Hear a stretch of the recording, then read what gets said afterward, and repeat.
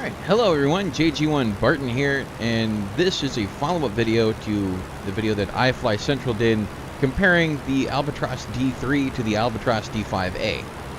And it was a very good video. I highly suggest you check it out. I'll provide a link in the description.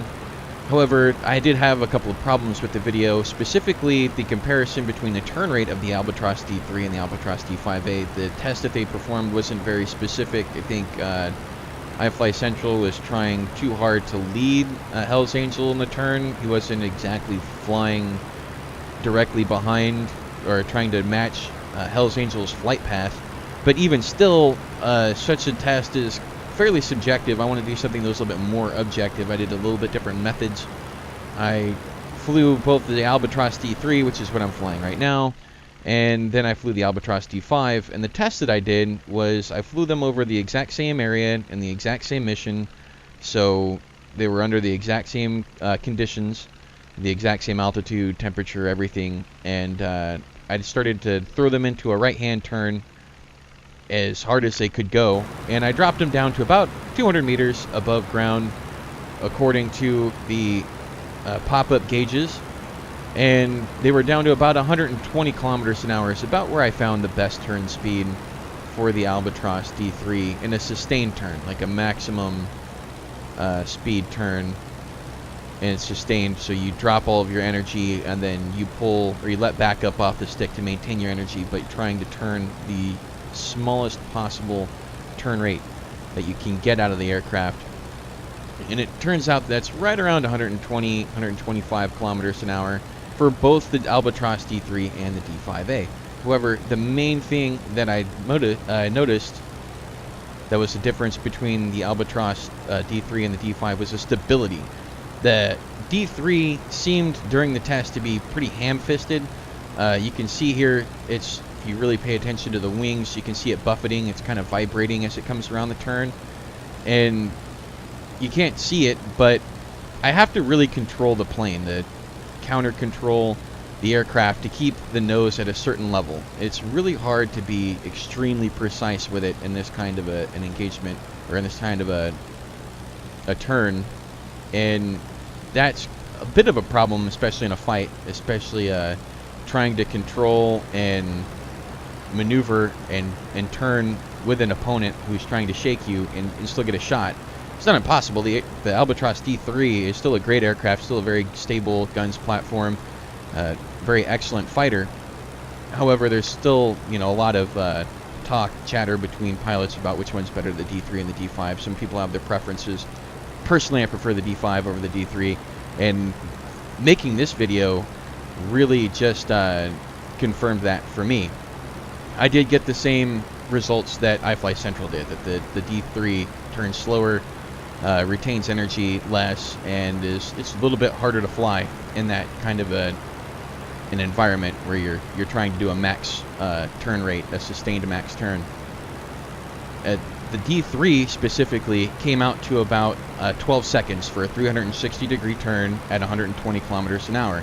And the way that I timed it was I used the compass here at the bottom. After I'd just gotten into a 120 kilometer an hour sustained turn, I stopped the video. After I did the recording, I flew a couple of circles, probably about half a dozen, at the sustained rate at about 200 meters. And each time after I went back and looked at the video in my video editor, I stopped the video at a certain heading, say 360 or 060, and I wrote down the time of the video at that point. And then I started the video again, and when that heading came back around, I paused the video and I wrote down the time. And that gave me down to about 3 or 4 100ths of a second per frame. And this compass, obviously you can probably see right now, does not update every single heading, every single 1 degree change in heading when you're really changing heading at a very, very fast rate.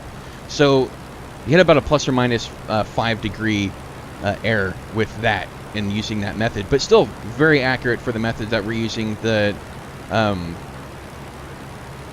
error between trying to keep this thing at an absolute level turn and constant speed was probably bigger than any error incurred through the misreading of the compass or the limitations of the video editor timing, because each frame was between 3 and 4 hundredths of a second, which is really, really short. So we got really accurate readings there, and it came out about average of 12 seconds for every 360-degree turn with the D.III. And with the D.5, which I'll switch over to here in a second. Now, for the Albatros D.5A, which I just jumped over to, the plane is way more stable, it seems. There's no real buffeting, or at least certainly nowhere near as much as there is in the D.III, even though there really wasn't a whole lot. It's far easier to keep the nose right on the horizon with this aircraft. You don't really have to over control anywhere near as much. It seems to be a little bit more sensitive to control inputs, and it's definitely a lot more stable. But where I was really surprised, besides that, was the fact that this one, on average, turned 360 degrees at 120 kilometers an hour, roughly, plus or minus a couple, at around an average of 10.5 seconds. So this one's surprisingly a lot more maneuverable in the same configuration, the same regimen, the same maneuver. So I hope that this just kind of augments iFly Central's video. I hope it might change some people's perspective on which one they prefer to fly, the D.5 or the D.III. Some people just love the D.III, and part of that, I think, is for some people is the wing level. The D.3's wing is a little bit higher up, giving you better forward visibility right over the top of your guns. However, when you really have to pitch this thing down to fly level, that upper wing, to me, on the D.III, takes up way more airspace right above your aircraft, and that's not good to me. I would rather take the plane that allows me to see up above a little bit better. Even though the upper wing is lower and takes up a little bit more of the visibility when you're trying to line up for a shot, it does hide less aircraft, especially in a maneuver when you're trying to chase somebody. It's a lot easier to see them when they're directly above your wing in a D.5. They would be behind your wing in a D.III, and the amount of wing that you have hiding enemy aircraft is far, or at least it's probably about half as much in the D.5 as it is in the D.III. And with World War I aircraft, the speeds aren't very high, and you really don't need to put a whole lot of lead on somebody. And even when you do, that's all below your nose anyway, so it doesn't really matter there.